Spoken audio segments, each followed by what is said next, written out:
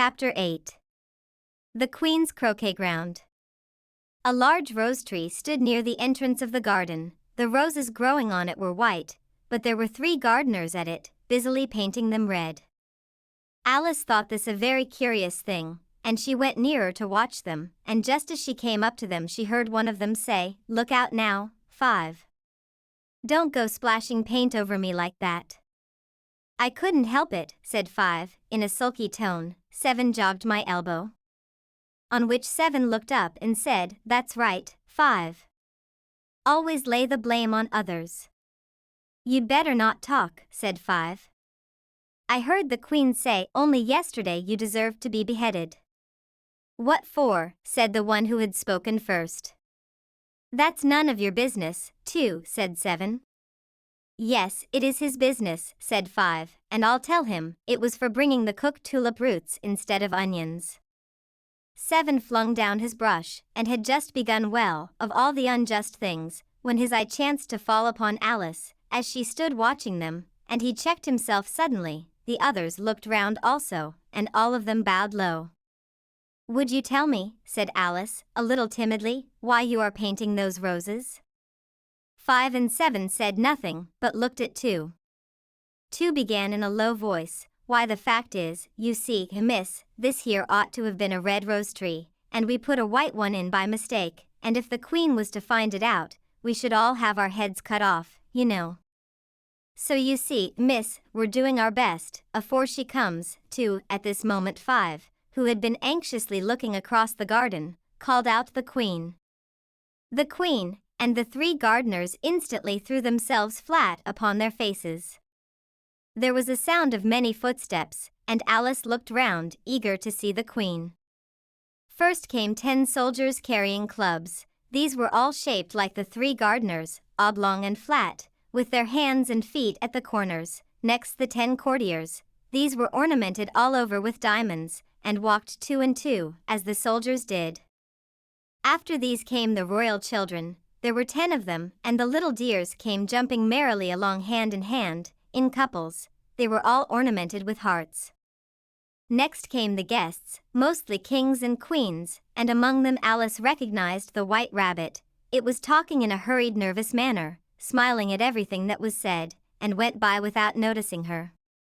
Then followed the knave of hearts, carrying the king's crown on a crimson velvet cushion, and, last of all this grand procession, came the King and Queen of Hearts. Alice was rather doubtful whether she ought not to lie down on her face like the 3 gardeners, but she could not remember ever having heard of such a rule at processions, and besides, what would be the use of a procession, thought she, if people had all to lie down upon their faces, so that they couldn't see it. So she stood still where she was, and waited. When the procession came opposite to Alice, they all stopped and looked at her. And the Queen said severely, "Who is this?" She said it to the knave of hearts, who only bowed and smiled in reply. "Idiot," said the Queen, tossing her head impatiently, and, turning to Alice, she went on, "What's your name, child?"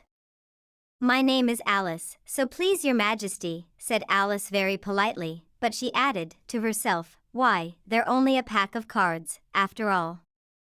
I needn't be afraid of them." "And who are these?" said the Queen, pointing to the 3 gardeners who were lying round the rose tree. For, you see, as they were lying on their faces, and the pattern on their backs was the same as the rest of the pack, she could not tell whether they were gardeners, or soldiers, or courtiers, or 3 of her own children. "How should I know?" said Alice, surprised at her own courage. "It's no business of mine." The Queen turned crimson with fury, and, after glaring at her for a moment like a wild beast, screamed off with her head. "Off." "Nonsense," said Alice, very loudly and decidedly, and the Queen was silent. The King laid his hand upon her arm, and timidly said, "Consider, my dear, she is only a child." The Queen turned angrily away from him, and said to the knave, "Turn them over." The knave did so, very carefully, with 1 foot. "Get up," said the Queen, in a shrill, loud voice, and the 3 gardeners instantly jumped up, and began bowing to the King, the Queen, the royal children, and everybody else. "Leave off that," screamed the queen. "You make me giddy," and then, turning to the rose tree, she went on, "What have you been doing here?" "May it please your majesty," said two, in a very humble tone, going down on one knee as he spoke, "we were trying." "I see," said the queen, who had meanwhile been examining the roses. Off with their heads, and the procession moved on, three of the soldiers remaining behind to execute the unfortunate gardeners, who ran to Alice for protection. "You shan't be beheaded," said Alice, and she put them into a large flower pot that stood near.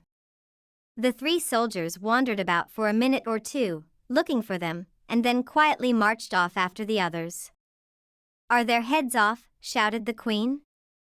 "Their heads are gone, if it please your majesty," the soldiers shouted in reply. "That's right," shouted the queen. "Can you play croquet?" The soldiers were silent, and looked at Alice, as the question was evidently meant for her. "Yes," shouted Alice. "Come on, then," roared the queen, and Alice joined the procession, wondering very much what would happen next. It's a very fine day," said a timid voice at her side. She was walking by the white rabbit, who was peeping anxiously into her face. "Very," said Alice, "where's the Duchess?" "Hush. Hush," said the rabbit in a low, hurried tone. He looked anxiously over his shoulder as he spoke, and then raised himself upon tiptoe, put his mouth close to her ear, and whispered, "She's under sentence of execution." "What for?" said Alice. "Did you say what a pity?" the rabbit asked. "No, I didn't," said Alice. "I don't think it's at all a pity. I said what for." "She boxed the queen's ears," the rabbit began. Alice gave a little scream of laughter. "Oh, hush," the rabbit whispered in a frightened tone. "The queen will hear you. You see, she came rather late," and the queen said. "Get to your places," shouted the queen in a voice of thunder, and people began running about in all directions, tumbling up against each other. However, they got settled down in a minute or two, and the game began. Alice thought she had never seen such a curious croquet ground in her life. It was all ridges and furrows. The balls were live hedgehogs, the mallets live flamingos, and the soldiers had to double themselves up and to stand on their hands and feet to make the arches. The chief difficulty Alice found at first was in managing her flamingo. She succeeded in getting its body tucked away, comfortably enough, under her arm, with its legs hanging down, but generally, just as she had got its neck nicely straightened out, and was going to give the hedgehog a blow with its head, it would twist itself round and look up in her face, with such a puzzled expression that she could not help bursting out laughing, and when she had got its head down, and was going to begin again, it was very provoking to find that the hedgehog had unrolled itself, and was in the act of crawling away. Besides all this, there was generally a ridge or furrow in the way wherever she wanted to send the hedgehog to, and, as the doubled-up soldiers were always getting up and walking off to other parts of the ground, Alice soon came to the conclusion that it was a very difficult game indeed. The players all played at once without waiting for turns, quarreling all the while, and fighting for the hedgehogs, and in a very short time the queen was in a furious passion, and went stamping about, and shouting off with his head, or off with her head, about once in a minute. Alice began to feel very uneasy. To be sure, she had not as yet had any dispute with the queen, but she knew that it might happen any minute, and then, thought she, what would become of me? They're dreadfully fond of beheading people here. The great wonder is that there's anyone left alive.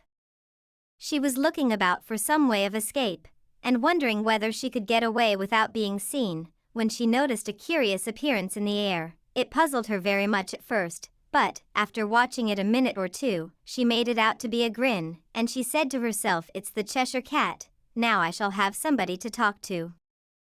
Chapter 7. A Mad Tea Party.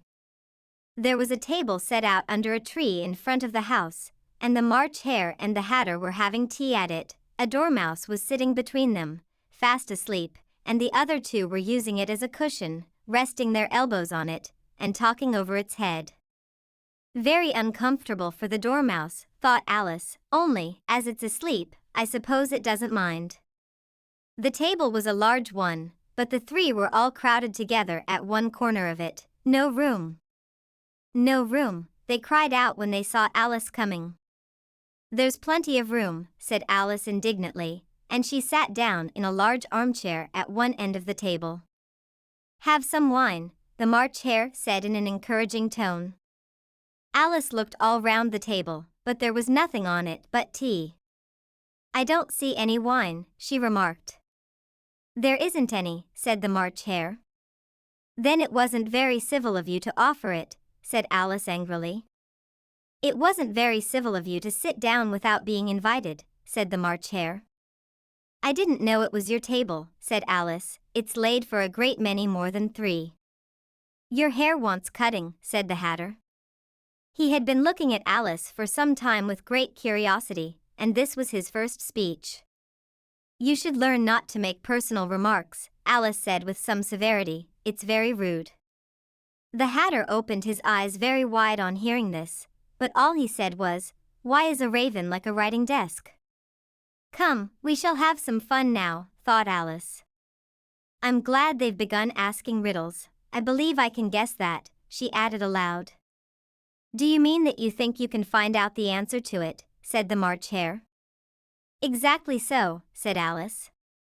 Then you should say what you mean, the March Hare went on. I do, Alice hastily replied, at least I mean what I say, that's the same thing, you know. Not the same thing a bit, said the Hatter. You might just as well say that I see what I eat is the same thing as I eat what I see. You might just as well say, added the March Hare, that I like what I get is the same thing as I get what I like. You might just as well say, added the Dormouse, who seemed to be talking in his sleep, that I breathe when I sleep is the same thing as I sleep when I breathe. It is the same thing with you, said the Hatter, and here the conversation dropped, and the party sat silent for a minute, while Alice thought over all she could remember about ravens and writing desks, which wasn't much. The Hatter was the first to break the silence. What day of the month is it? He said, turning to Alice. He had taken his watch out of his pocket, and was looking at it uneasily, shaking it every now and then, and holding it to his ear. Alice considered a little, and then said the 4th. 2 days wrong, sighed the Hatter. I told you butter wouldn't suit the works, he added looking angrily at the March Hare. Chapter 7. A Mad Tea Party. There was a table set out under a tree in front of the house, and the March Hare and the Hatter were having tea at it. A dormouse was sitting between them, fast asleep, and the other 2 were using it as a cushion, resting their elbows on it, and talking over its head. Very uncomfortable for the dormouse, thought Alice, only, as it's asleep, I suppose it doesn't mind. The table was a large one, but the 3 were all crowded together at one corner of it. No room. No room, they cried out when they saw Alice coming. There's plenty of room, said Alice indignantly, and she sat down in a large armchair at one end of the table. Have some wine, the March Hare said in an encouraging tone. Alice looked all round the table, but there was nothing on it but tea. I don't see any wine, she remarked. There isn't any, said the March Hare. Then it wasn't very civil of you to offer it, said Alice angrily. It wasn't very civil of you to sit down without being invited, said the March Hare. I didn't know it was your table, said Alice, it's laid for a great many more than 3. Your hair wants cutting, said the Hatter. He had been looking at Alice for some time with great curiosity, and this was his first speech. You should learn not to make personal remarks, Alice said with some severity, it's very rude. The Hatter opened his eyes very wide on hearing this, but all he said was, why is a raven like a writing desk? Come, we shall have some fun now, thought Alice. I'm glad they've begun asking riddles, I believe I can guess that, she added aloud. Do you mean that you think you can find out the answer to it, said the March Hare. Exactly so, said Alice. Then you should say what you mean, the March Hare went on. I do, Alice hastily replied, at least I mean what I say, that's the same thing, you know. Not the same thing a bit, said the Hatter. You might just as well say that I see what I eat is the same thing as I eat what I see. You might just as well say, added the March Hare, that I like what I get is the same thing as I get what I like. You might just as well say, added the Dormouse, who seemed to be talking in his sleep, that I breathe when I sleep is the same thing as I sleep when I breathe. It is the same thing with you, said the Hatter, and here the conversation dropped, and the party sat silent for a minute, while Alice thought over all she could remember about ravens and writing desks, which wasn't much. The Hatter was the first to break the silence. What day of the month is it? He said, turning to Alice. He had taken his watch out of his pocket, and was looking at it uneasily, shaking it every now and then, and holding it to his ear. Alice considered a little, and then said the 4th. 2 days wrong, sighed the Hatter. I told you butter wouldn't suit the works, he added looking angrily at the March Hare.